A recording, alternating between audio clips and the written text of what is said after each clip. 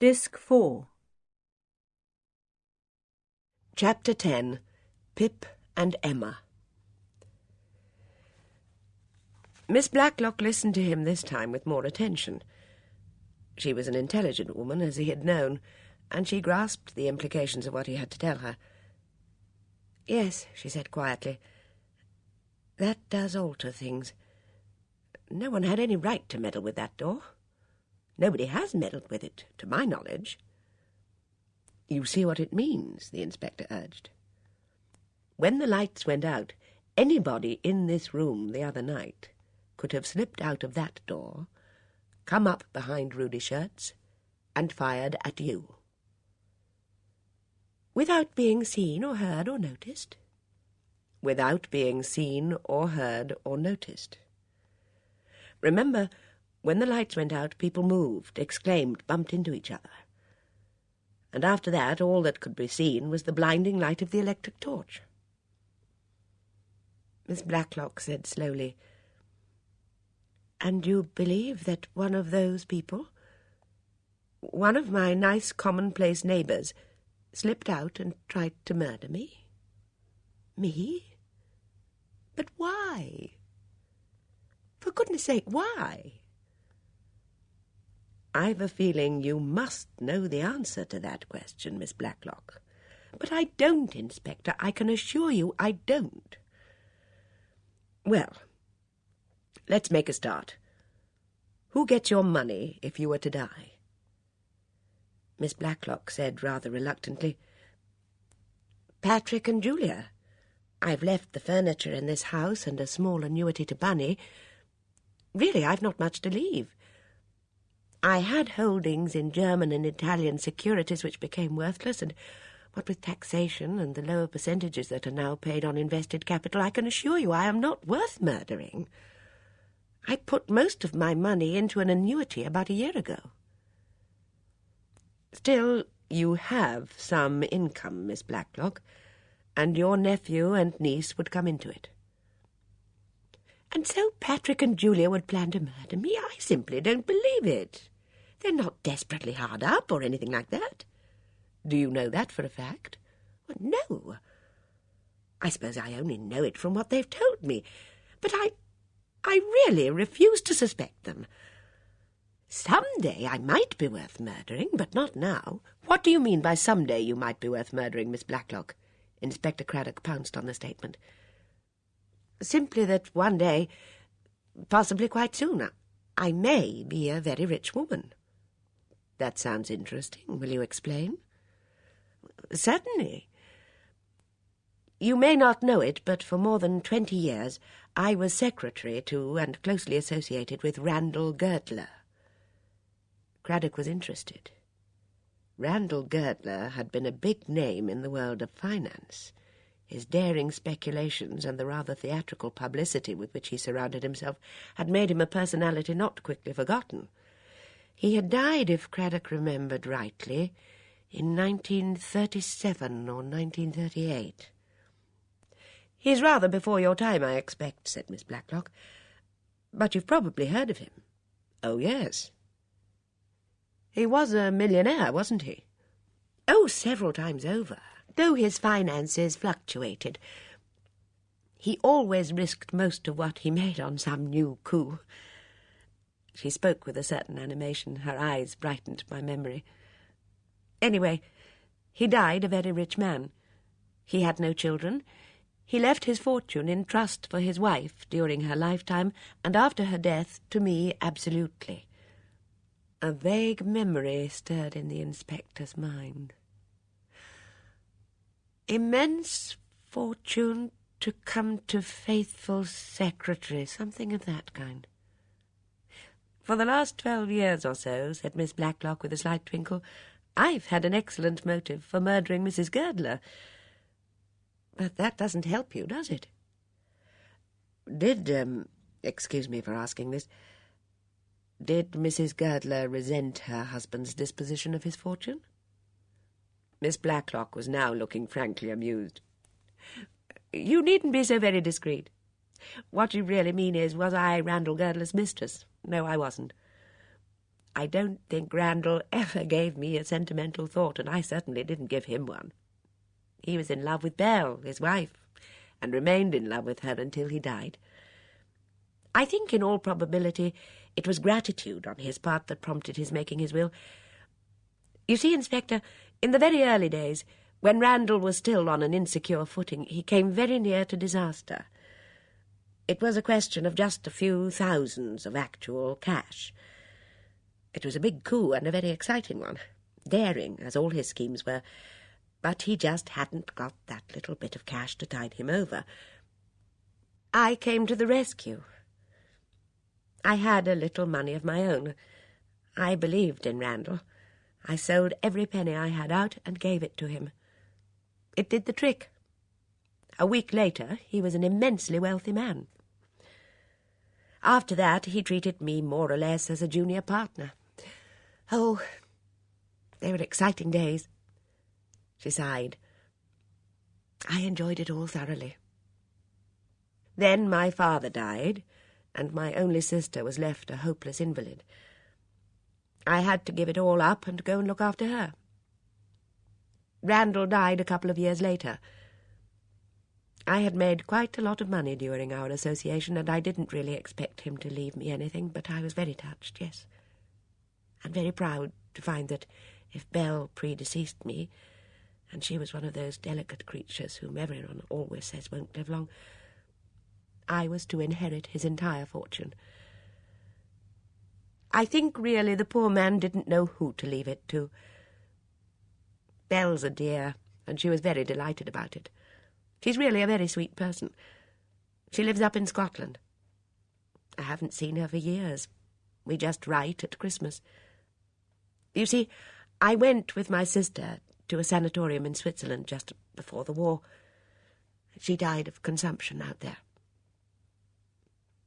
She was silent for a moment or two, then said, I only came back to England just over a year ago.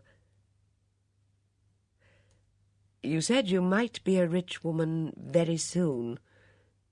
How soon? I heard from the nurse attendant who looks after Belle Girdler that Belle is sinking rapidly. It may be only a few weeks. She added sadly, the money won't mean much to me now. I've got quite enough for my rather simple needs. Once I should have enjoyed playing the markets again, but now... Oh, well, one grows old. Still, you do see, Inspector, don't you, that if Patrick and Julia wanted to kill me for a financial reason, they'd be crazy not to wait for another few weeks. Yes, Miss Blacklock. But what happens if you should predecease Mrs. Girdler? Who does the money go to then? Do you know, I've never really thought. Pip and Emma, I suppose. Craddock stared, and Miss Blacklock smiled. Does that sound rather crazy? I believe if I predecease Belle, the money would go to the legal offspring, or whatever the term is, of Randall's only sister, Sonia. Randall had quarrelled with his sister. She married a man whom he considered a crook, and worse. And was he a crook? Oh, definitely, I should say. But I believe a very attractive person to women. He was a Greek or a Romanian or something. What was his name now? Stamfordis. Dmitri Stamfordis. Randall Girdler cut his sister out of his will when she married this man. Oh, Sonia was a very wealthy woman in her own right. Randall had already settled packets of money on her, as far as possible, in a way so that her husband couldn't touch it. But I believe that when the lawyers urged him to put in someone in case I predeceased Belle, he reluctantly put down Sonia's offspring simply because he couldn't think of anyone else, and he wasn't the sort of man to leave money to charities. And there were children of the marriage? Well, there are Pip and Emma. She laughed. I know it sounds ridiculous. All I know is that Sonia wrote once to Belle after her marriage, telling her to tell Randall that she was extremely happy and that she had just had twins and was calling them Pip and Emma. As far as I know, she never wrote again. But Belle, of course, may be able to tell you more. Miss Blacklock had been amused by her own recital. The inspector did not look amused. "It comes to this," he said. "If you had been killed the other night, there are presumably at least 2 people in the world who would have come into a very large fortune. You are wrong, Miss Blacklock, when you say that there is no one who has a motive for desiring your death. There are 2 people, at least, who are vitally interested." "How old would this brother and sister be?" Miss Blacklock frowned. "Oh, let me see, 1922? No, it's difficult to remember.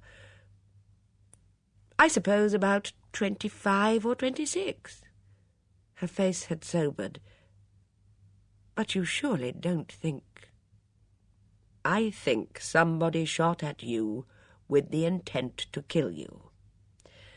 I think it possible that that same person or persons might try again.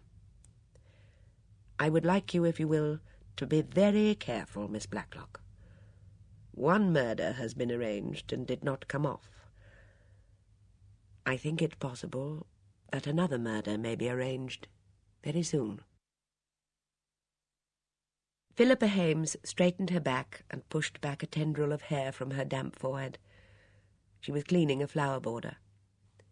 "Yes, Inspector?" She looked at him inquiringly. In return, he gave her a rather closer scrutiny than he had done before. "Yes, a good-looking girl, a very English type, with her pale ash-blonde hair and her rather long face, an obstinate chin and mouth. Something of repression, of tautness about her. The eyes were blue, very steady in their glance, and told you nothing at all.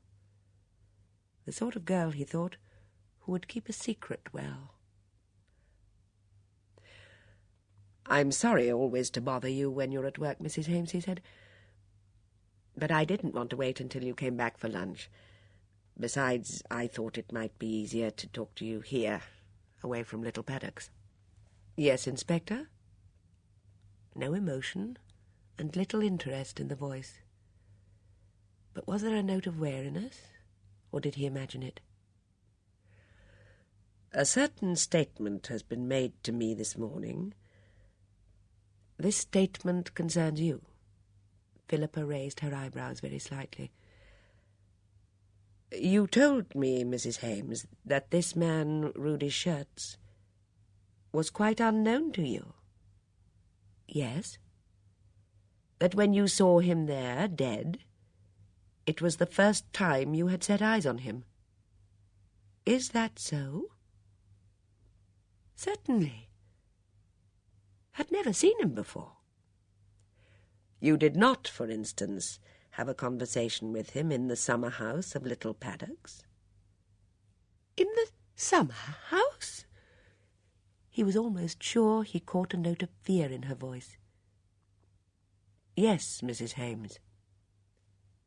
"Who says so?"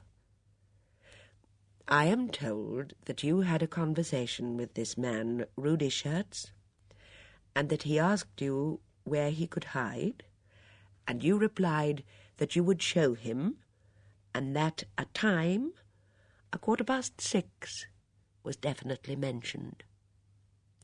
It would be 6:15, roughly, when Schertz would get here from the bus stop on the evening of the hold-up." There was a moment's silence. Then Philippa gave a short, scornful laugh. She looked amused.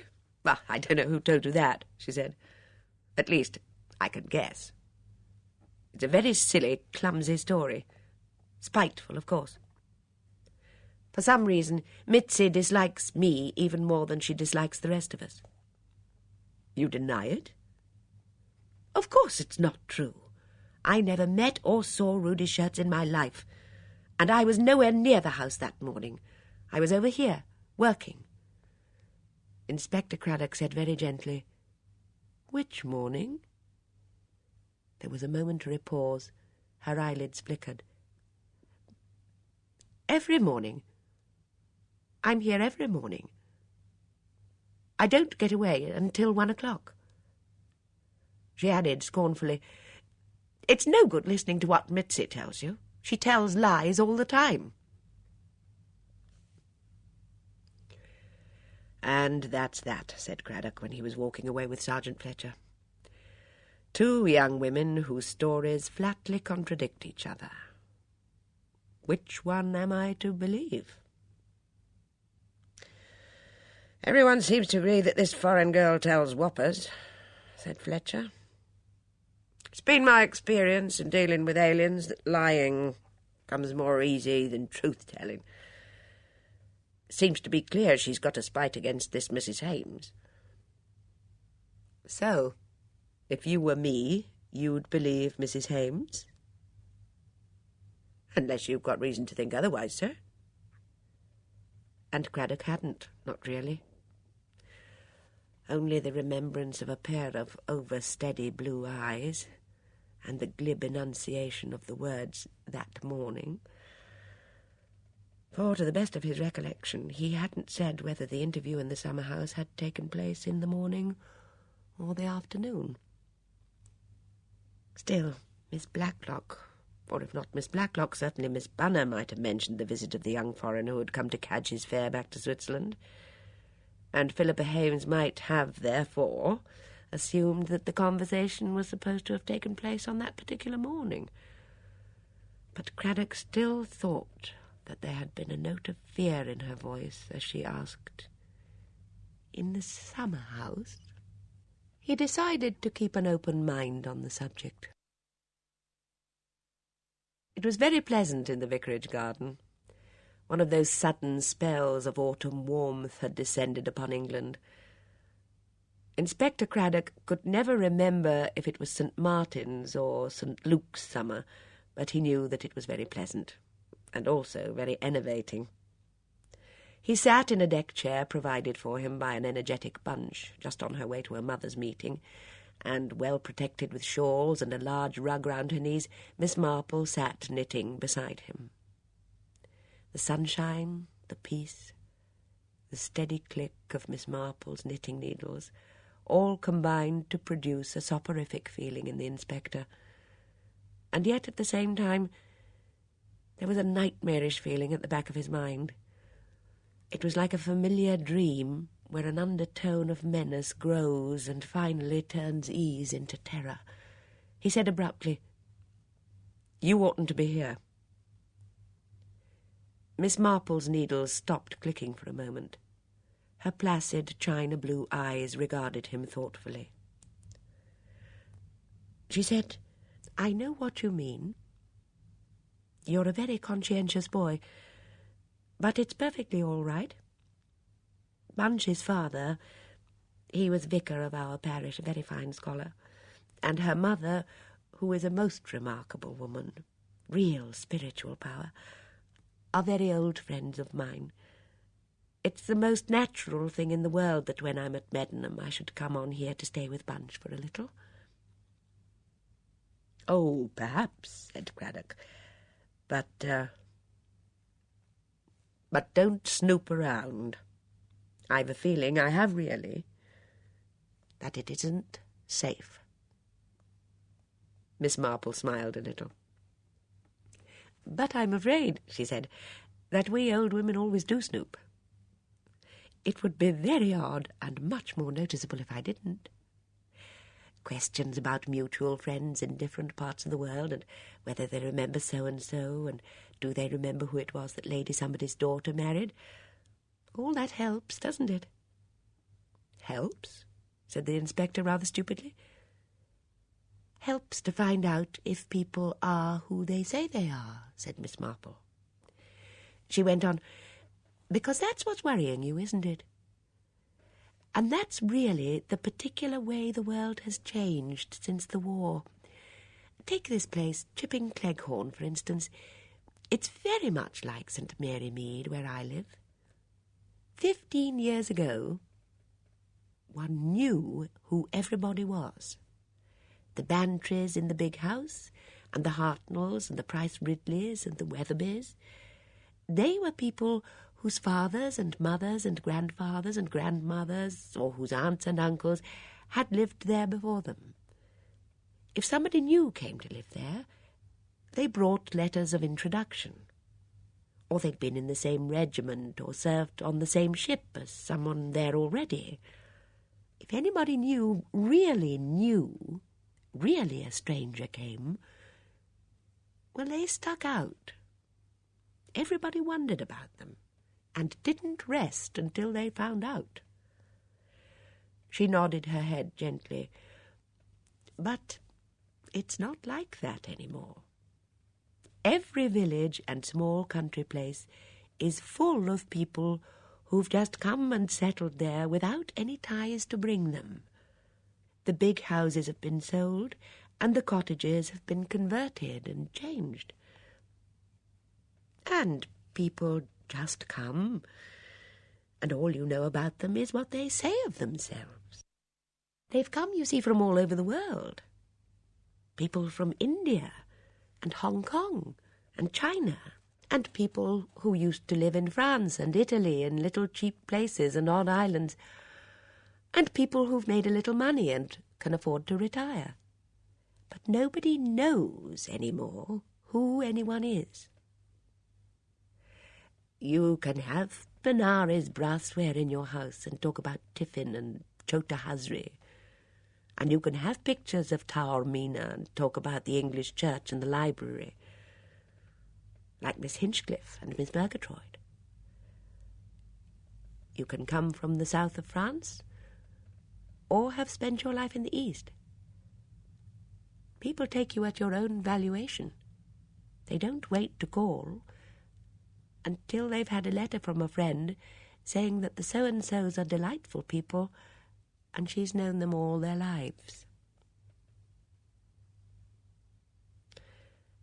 And that, thought Craddock, was exactly what was oppressing him. He didn't know. They were just faces and personalities, and they were backed up by ration books and identity cards, nice, neat identity cards with numbers on them, without photographs or fingerprints. Anybody who took the trouble could have a suitable identity card, and partly because of that, the subtler links that had held together English social rural life had fallen apart. In a town, nobody expected to know his neighbour. In the country now, nobody knew his neighbour either, though possibly he still thought he did. Because of the oiled door, Craddock knew that there had been somebody in Letitia Blacklock's drawing-room who was not the pleasant, friendly country neighbour he or she pretended to be. And because of that, he was afraid for Miss Marple, who was frail and old, and who noticed things. He said, "We can, to a certain extent, check up on these people." But he knew that that wasn't so easy. India and China and Hong Kong and the south of France, it wasn't as easy as it would have been 15 years ago. There were people, as he knew only too well, who were going about the country with borrowed identities, borrowed from people who had met sudden death by incidents in the cities. There were organizations who bought up identities, who faked identity and ration cards. There were 100 small rackets springing into being. You could check up, but it would take time, and time was what he hadn't got, because Randall Girdler's widow was very near death. It was then that, worried and tired, lulled by the sunshine, he told Miss Marple about Randall Girdler and about Pip and Emma. "Just a couple of names," he said. "Nicknames at that. They mayn't exist. They may be respectable citizens living in Europe somewhere. On the other hand, one or both of them may be here in Chipping Cleghorn. 25 years old, approximately. Who filled that description?" He said, thinking aloud, That nephew and niece of hers, or cousins, or whatever they are. I wonder when she saw them last. Miss Marple said gently, "I'll find out for you, shall I?" "Now, please, Miss Marple, don't—" "It will be quite simple, Inspector. You really need not worry. And it won't be noticeable if I do it, because, you see, it won't be official. If there is anything wrong, you don't want to put them on their guard." Pip and Emma, thought Craddock. Pip and Emma. He was getting obsessed by Pip and Emma. That attractive, daredevil young man, the good-looking girl with the cool stare. He said, "I may find out more about them in the next 48 hours. I'm going up to Scotland. Mrs. Girdler, if she's able to talk, may know a good deal more about them." "I think that's a very wise move." Miss Marple hesitated. "I hope," she murmured, "that you have warned Miss Blacklock to be careful." "I've warned her, yes. And I shall leave a man here to keep an unobtrusive eye on things." He avoided Miss Marple's eye, which said plainly enough that a policeman keeping an eye on things would be little good if the danger was in the family circle. "And remember," said Craddock, looking squarely at her, "I've warned you."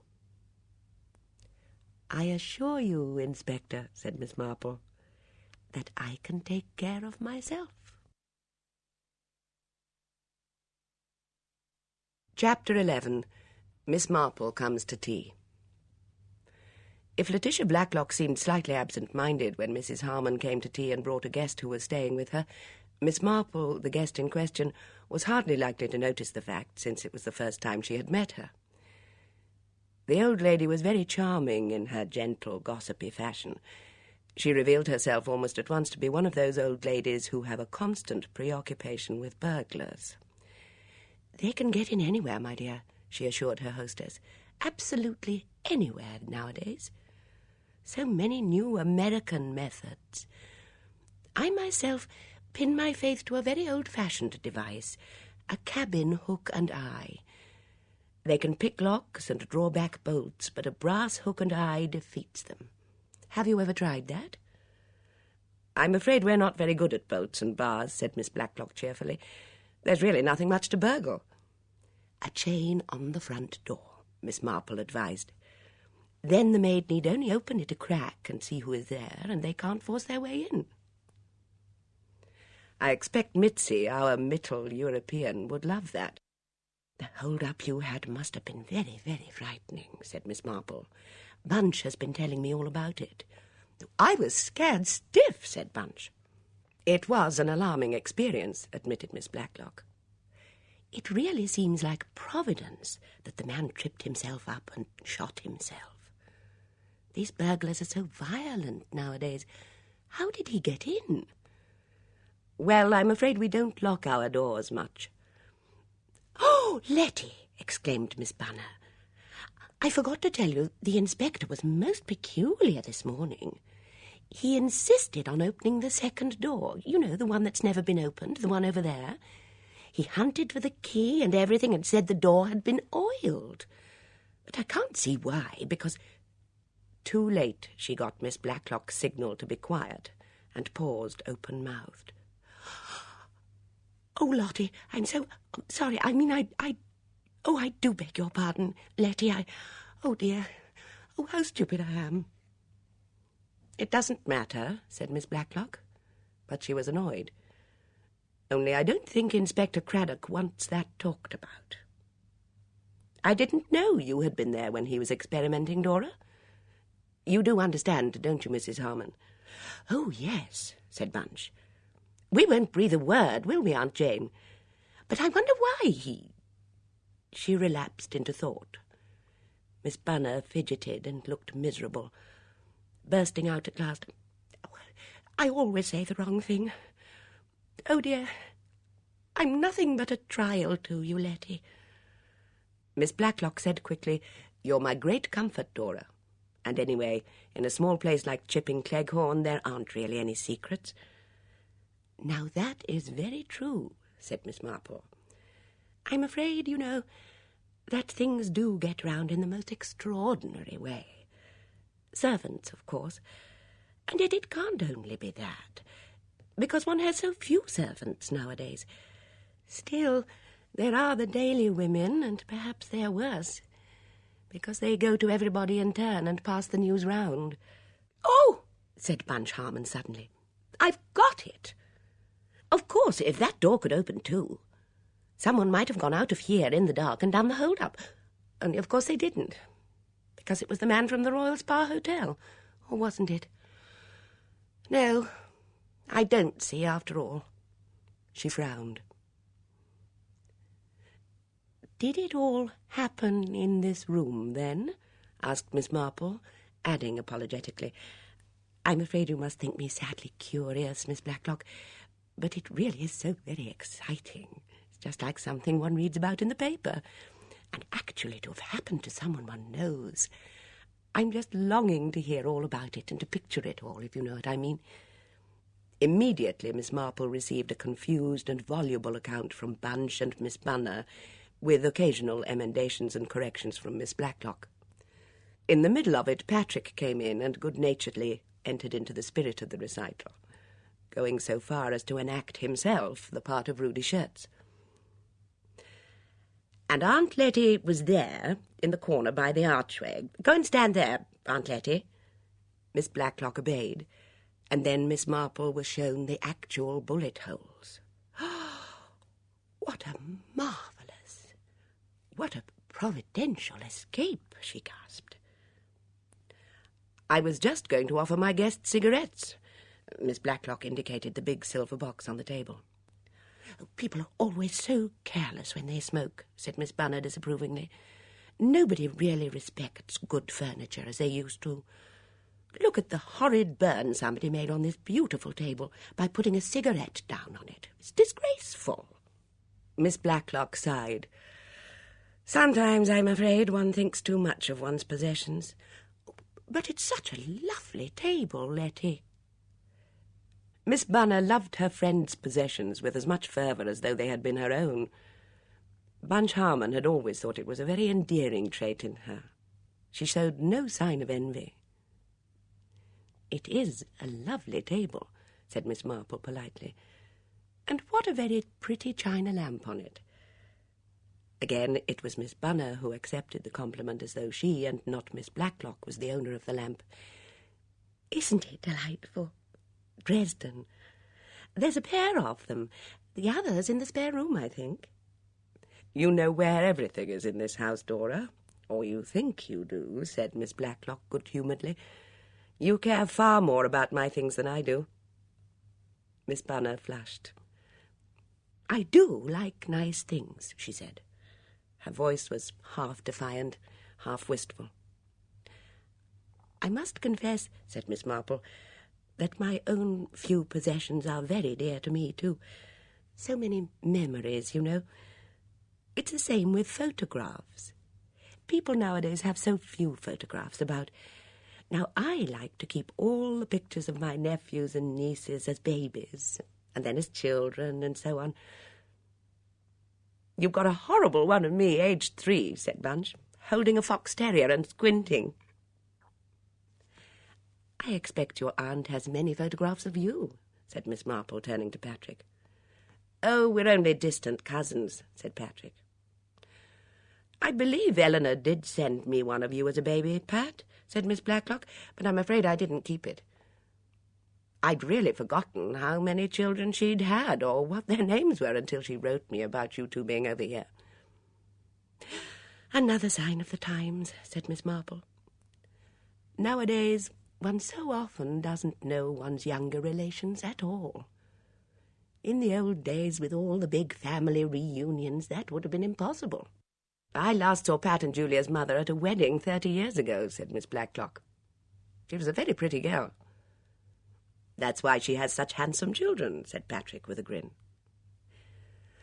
"You've got a marvellous old album," said Julia. "Do you remember, Aunt Letty? We looked through it the other day. The hats! "And how smart we thought ourselves," said Miss Blacklock with a sigh. "Never mind, Aunt Letty," said Patrick. "Julia will come across a snapshot of herself in about 30 years' time, and won't she think she looks a guy?" "Did you do that on purpose?" said Bunch, as she and Miss Marple were walking home. "Talk about photographs, I mean." "Well, my dear, it is interesting to know that Miss Blacklock didn't know either of her two young relatives by sight. Yes. I think Inspector Craddock will be interested to hear that." Chapter 12. Morning Activities in Chipping Cleghorn. Edmund Swettenham sat down rather precariously on a garden roller. "Good morning, Philippa," he said. "Hello." "Are you very busy?" "Moderately. What are you doing?" "Can't you see?" "No. I'm not a gardener. You seem to be playing with earth in some fashion. I'm pricking out winter lettuce." "Pricking out? What a curious term. Like pinking. Do you know what pinking is? I only learnt the other day. I always thought it was a term for professional duelling." "Do you want anything in particular?" asked Philippa coldly. "Yes." "I want to see you." Philippa gave him a quick glance. "I wish you wouldn't come here like this. Mrs. Lucas won't like it." "Doesn't she allow you to have followers?" "Don't be absurd." "Followers. That's another nice word. It describes my attitude perfectly. Respectful at a distance, but firmly pursuing. Please go away, Edmund. You've no business to come here." "You're wrong," said Edmund triumphantly. "I have business here. Mrs. Lucas rang up my mamma this morning and said she had a good many vegetable marrows. Oh, masses of them. And would we like to exchange a pot of honey for a vegetable marrow or so?" "That's not fair exchange at all. Vegetable marrows are quite unsaleable at the moment. Everybody has such a lot." "Naturally. That's why Mrs. Lucas rang up. Last time, if I remember rightly, the exchange suggested was some skim milk, mark you, in exchange for some lettuces. It was then very early in the season for lettuces. They were about $1 each." Philippa did not speak. Edmund tugged at his pocket and extracted a pot of honey. "So here," he said, "is my alibi. Used in a loose and quite indefensible meaning of the term. If Mrs. Lucas pops her bust round the door of the potting shed, I am here in quest of vegetable marrows. There is absolutely no question of dalliance." "I see." "Do you ever read Tennyson?" inquired Edmund conversationally. "Not very often." "You should. Tennyson is shortly going to make a comeback in a big way. When you turn on your wireless in the evening, it will be the Idylls of the King you will hear, and not interminable trollop. I always thought the trollop pose was the most unbearable affectation. Perhaps a little of trollop, but not to drown in him. But speaking of Tennyson, have you read Maud?" "Once, long ago." "It's got some points about it." He quoted softly, "Faultily faultless, icily regular, splendidly null." "That's you, Philippa." It was hardly a compliment. "No, it wasn't meant to be. I gather Maud got under the poor fellow's skin just like you've got under mine." "Oh, don't be absurd, Edmund." "Oh, hell, Philippa. Why are you like you are? And what goes on behind your splendidly regular features? What do you think? What do you feel?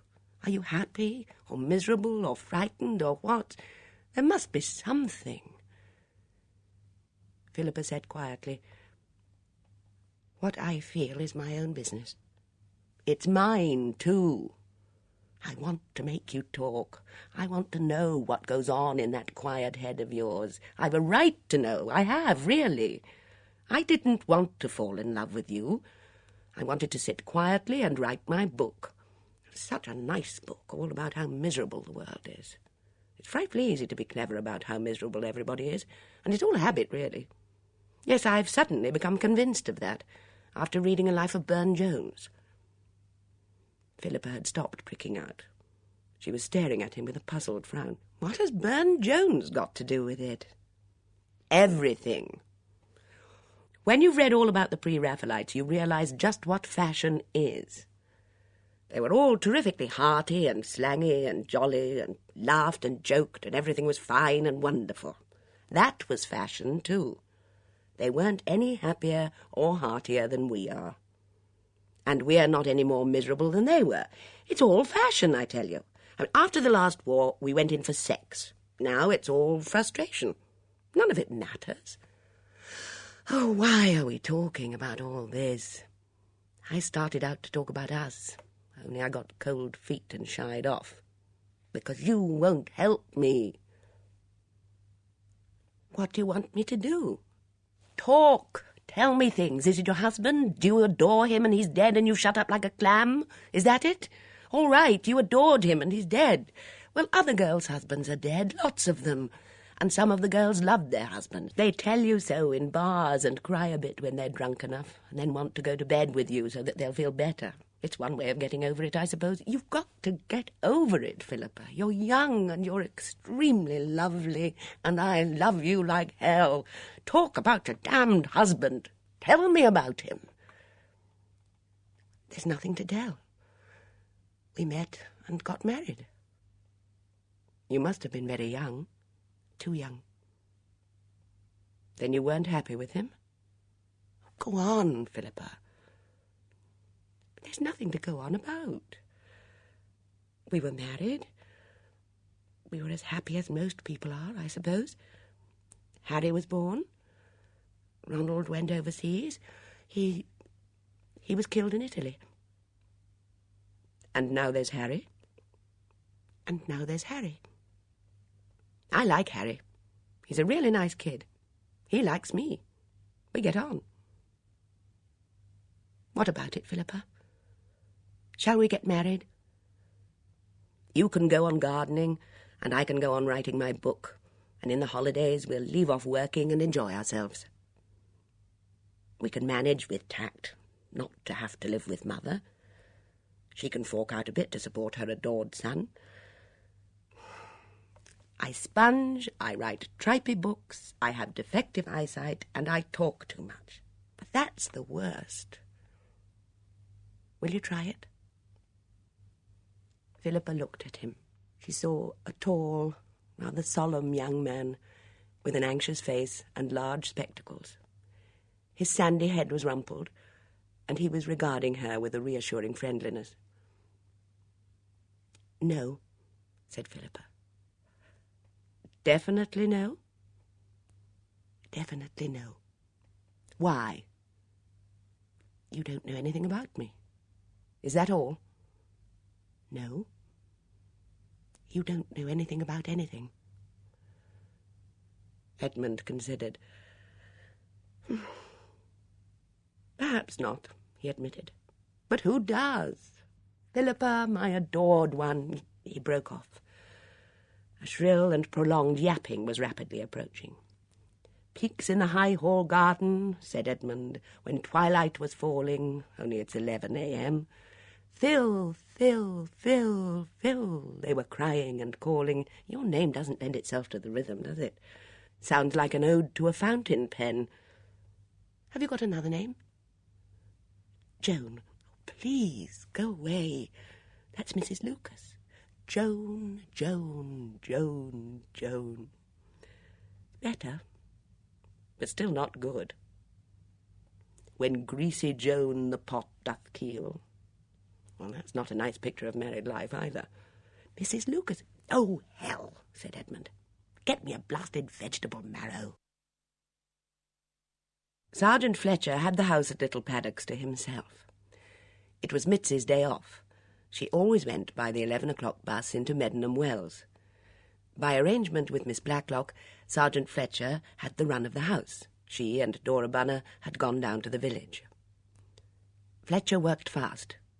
Someone in the house had oiled and prepared that door, and whoever had done it in order to be able to leave the drawing-room unnoticed as soon as the lights went out. That ruled out Mitzi, who wouldn't have needed to use the door. Who was left? The neighbours, Fletcher thought, might also be ruled out. He didn't see how they could have found an opportunity to oil and prepare the door.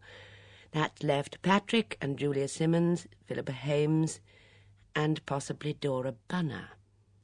The young Simmons were in Milchester. Philippa Hames was at work. Sergeant Fletcher was free to search out any secrets he could. But the house was disappointingly innocent. Fletcher, who was an expert on electricity, could find nothing suggestive in the wiring or appurtenances of the electric fixtures to show how the lights had been fused. Making a rapid survey of the household bedrooms, he found an irritating normality. In Philippa Hames' room were photographs of a small boy with serious eyes, an earlier photo of the same child, a pile of schoolboy letters, a theatre programme or two. In Julia's room there was a drawer full of snapshots of the south of France, bathing photos, a villa set amidst mimosa. Patrick's held some souvenirs of naval days. Dora Bunner's held few personal possessions, and they seemed innocent enough. And yet, thought Fletcher, someone in the house must have oiled that door. His thoughts broke off at a sound below stairs. He went quickly to the top of the staircase and looked down. Mrs. Swettenham was crossing the hall. She had a basket on her arm. She looked into the drawing-room, crossed the hall, and went into the dining-room. She came out again without the basket. Some faint sound that Fletcher made, a board that creaked unexpectedly under his feet, made her turn her head. She called up, "Is that you, Miss Blacklock?" "No, Mrs. Swettenham, it's me," said Fletcher. Mrs. Swettenham gave a faint scream. "Oh, how you startled me. I thought it might be another burglar."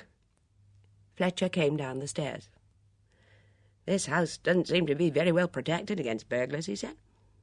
"Can anybody always walk in and out just as they like?" "I just brought up some of my quinces," explained Mrs. Swettenham. "Miss Blacklock wants to make quince jelly, and she hasn't got a quince tree here. I left them in the dining-room." Then she smiled. "Oh, I see. You mean how did I get in? Well, I just came in through the side door. We all walk in and out of each other's houses, Sergeant. Nobody dreams of locking a door until it's dark. I mean, it would be so awkward, wouldn't it, if you brought things and couldn't get in to leave them? It's not like the old days when you rang a bell and a servant always came to answer it." Mrs. Swettenham sighed. "In India, I remember," she said mournfully, "we had 18 servants, 18, not counting the ayah, just as a matter of course. And at home, when I was a girl, we always had 3, although Mother always felt it was terribly poverty-stricken not to be able to afford a kitchen maid. I must say I find life very odd nowadays, Sergeant. Though I know one mustn't complain.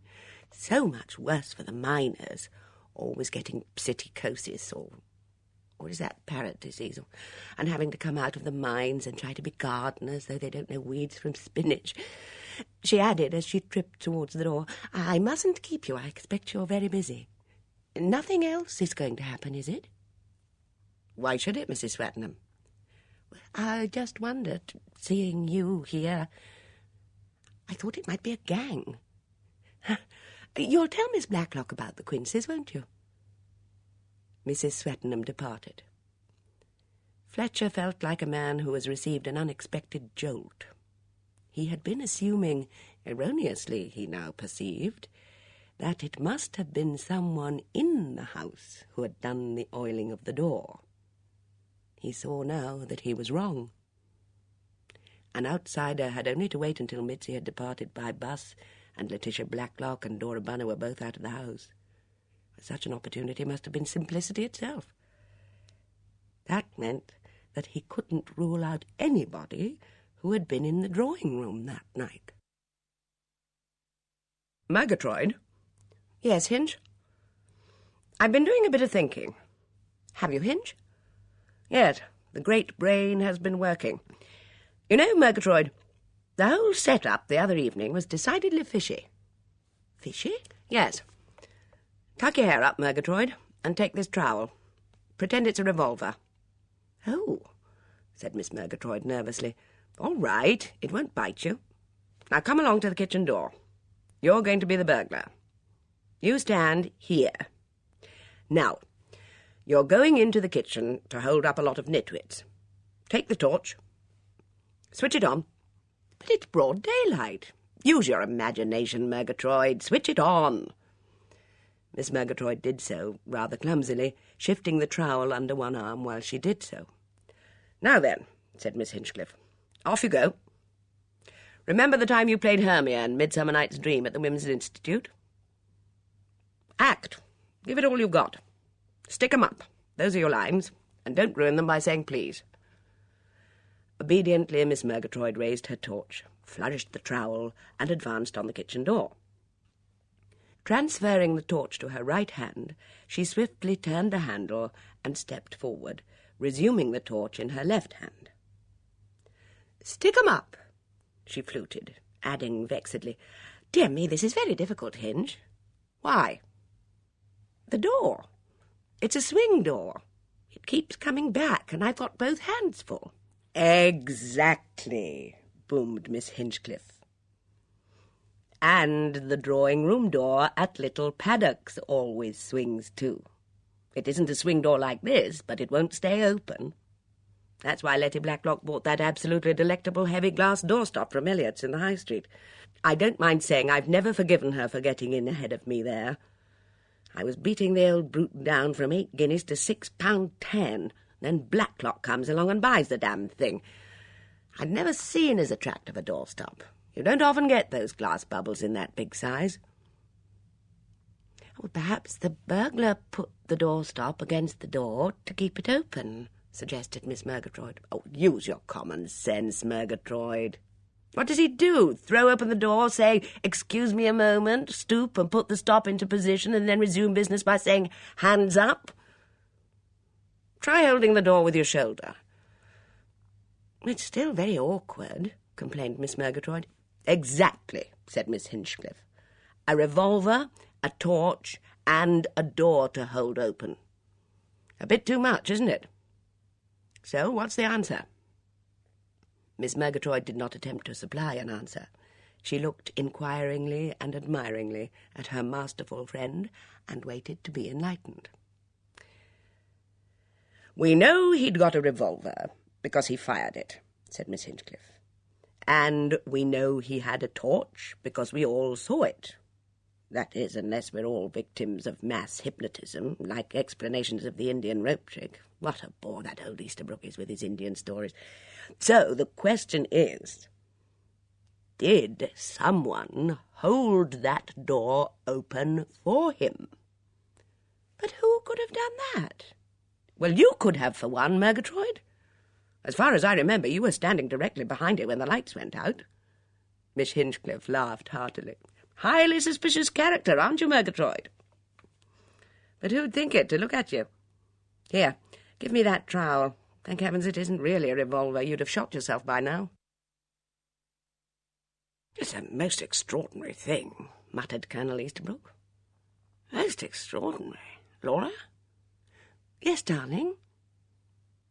Come into my dressing room a moment. What is it, darling? Mrs. Easterbrook appeared through the open door. Remember my showing you that revolver of mine? Oh, yes, Archie. Nasty, horrid black thing. Yes, Hun souvenir. Was in this drawer, wasn't it? Yes, it was. Well, it's not there now. Archie, how extraordinary. You haven't moved it or anything? Oh, no, I'd never dare to touch the horrid thing. Think old Mother What's-her-name did? Oh, I shouldn't think so for a minute. Mrs. Butt would never do a thing like that. Shall I ask her? No, better not. Don't want to start a lot of talk. Tell me, do you remember when it was I showed it to you? Oh, About a week ago. You were grumbling about your collars and the laundry, and you opened this drawer wide, and there it was at the back, and I asked you what it was. Yes, that's right. About a week ago. You don't remember the date? Mrs. Easterbrook considered, eyelids down over her eyes, a shrewd brain working. "Of course," she said. "It was Saturday, the day we were to have gone into the pictures, but we didn't." Sure it wasn't before that? Wednesday? Thursday, or even the week before that again? "No, dear," said Mrs. Easterbrook. "I remember quite distinctly. It was Saturday the 30th. It just seems a long time because of all the trouble there's been. And I can tell you how I remember. It's because it was the day after the hold-up at Miss Blacklock's, because when I saw your revolver it reminded me of the shooting the night before." "Ah," said Colonel Easterbrook. "Then that's a great load off my mind." "Oh, Archie, why?"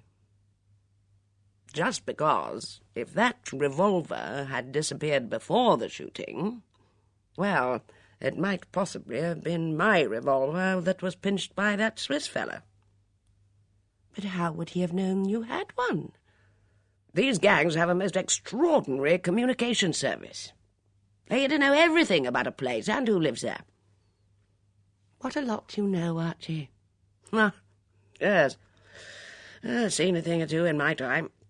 Still, as you definitely remember seeing my revolver after the hold-up, well, that settles it. The revolver that Swiss fellow used can't have been mine, can it?" "Of course it can't." "Great relief. I should have had to go to the police about it, and they ask a lot of awkward questions, bound to. As a matter of fact, I never took out a license for it.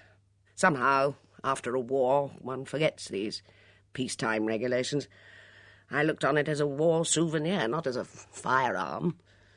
"Yes, I see, of course." "But, all the same, where on earth can the damn thing be?"